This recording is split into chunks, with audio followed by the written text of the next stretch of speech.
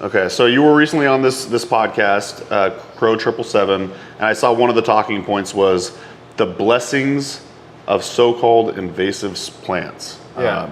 And that just piqued my interest, and I was wondering if you could kind of just share what that was all about. Yeah, going back to my point earlier that plants are here for a reason and they're here at the time that we need them, as almost like a retroactive causality aspect. It's like really hard to think about, but here we are programmed in this realm to have linear concept of time. I'm going that way, and then what's behind is behind, and what's forward is forward. But it isn't such out of the ordinary to imagine that actually things are in a spiral and there's a secular pattern to all things. And I can see that when I'm studying the relationship of the cosmos, and I can see that just in my own day-to-day life as well. And so I imagine a bigger reason why plants are here. They're here. So the word invasive I have kind of a problem with. I know like the word invasive is like, it's kind of arbitrarily based on a geography. It's arbitrarily based on a time period. What's invasive to Wisconsin? Wisconsin was here 1863. So it's an imaginary line between this one and that one. And so you see what I'm getting at? It's very arbitrary. Could we say that the pine trees, which weren't here before the last ice age, do we say that they're invasive, or do we say that those are native pine trees? See what I'm getting at? So it becomes kind of a sticky situation unless you have this really greater picture of time. And by doing so, it really takes away a lot of the energy against nature. So if I have this energy against nature, like I'm supposed to impose my will upon it, it's supposed to look this way, these plants are supposed to bloom, not these ones. We got to take these ones out. Let's everyone go out into the field and have this antagonistic like relationship against nature. Oh, we did it. Oh, they grew back. Ah, we're so mad again. And it perpetuates this cycle as instead of, to me, like having this view is more, I'm just relaxed. It's okay. It's the greater cycles of time. Of course, like I'm going to have a tending relationship with my geography now, but I don't have to have that same antagonistic energy. It loses that friction.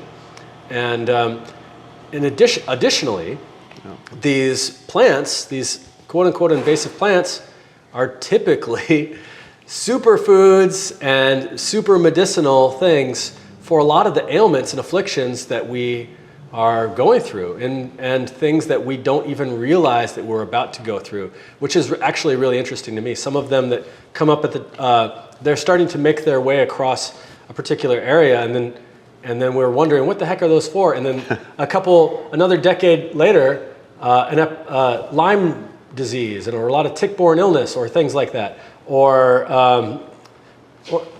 in the case of garlic mustard, I think that it has a lot to do with just the deer population. I think it has a lot to do with these greater patterns, not necessarily with the human impact on the land itself, but the human, or on the local land, like footsteps, but the human impact on this great aspect of land management, taking away the predators. To me, thinking about garlic mustard, it's not just like pulling it out, it's also thinking about the deer, how there's an overabundance of deer. Why is there an overabundance of deer? Because we got rid of the coyotes. Why did we get rid of the coyotes? Because we wanted the cows to eat. Why do we have the cows to eat? Because we want to eat the cows. And so it's just like a bigger and bigger questions. And to me, it's not going to get resolved with poisoning, and it's not going to get resolved with this antagonistic view against nature. And so that's kind of what one of my talking points and proposals in this podcast is honoring at least the question, and bringing that question and that conversation up to these greater cycles, and how are we going to manage things more for the seventh generation from now? And is it something that's do we really need to just like poison everything now to get rid of this stuff? Well, what's that going to do 7 generations from now, or to our watershed, and so on? So those are the types of things that I'm really interested in right now. Me too. Yeah, I'm glad I asked, because I love those diatribes about the invasive plants and what we call them and everything. So thank you for sharing that. Do you have any thoughts on, like, say, when we first moved to Appleton, we learned that it's one of the heaviest drinking cities in all of the United States. In fact, I want to say 7 of the top 10 cities in Wisconsin are like the top drinking cities. And then we get here, and then I see just so much burdock all over, and it's like a prime liver tonic, and I'm like, I feel like you would be a good person to ask about that, but do you have any thoughts on that?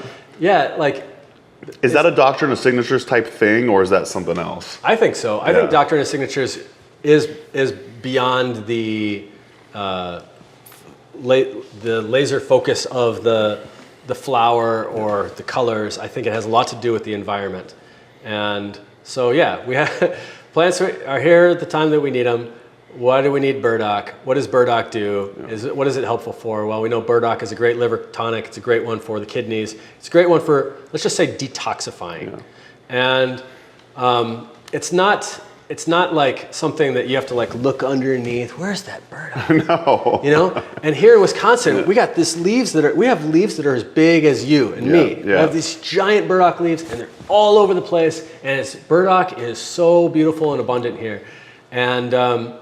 And they have burdock brigade, and all the people will go out and dig up the burdock and stuff like that, because they don't want, how dare this plant bring its roots 6 to 20 feet below the surface and bring up minerals and replenish the topsoil with this mineral-rich stuff. You're not supposed to be here. So they take it out, and that's fine. I like actually knowing when the burdock brigade is going to be, so I can go ask, hey, can I use that? They did all the hard work for me. Yeah. But yeah, I think about that's a great example. Burdock, of course, dandelions, a lot of things like that. But the thing about burdock is that it's showy. It's saying, like, you don't have to look for me. In fact, here I am, right in your face. Yeah. What do you think about it? I'd never seen so much burdock until moving here. So yeah, it's awesome. Yeah. Hey everyone, this is Mason with HerbRally. Thanks so much for watching today's video. If you liked it, please give it a thumbs up, and also go ahead and subscribe. We come out with new herbal content each and every week. If you didn't know, HerbRally also lists Herbalism events. We list Herbalism events chronologically. We list them also by state. So you could just go ahead and search by Oregon or Wisconsin or wherever you live. You can find out what Herbalism events are happening in your neck of the woods. We also list Herbalism events, virtual herbal events. So if you can't make it to an in-person conference or plant walk, we list lots of virtual events as well. To find out more, you could go to herbrally.com/events or herbrally.com/virtual.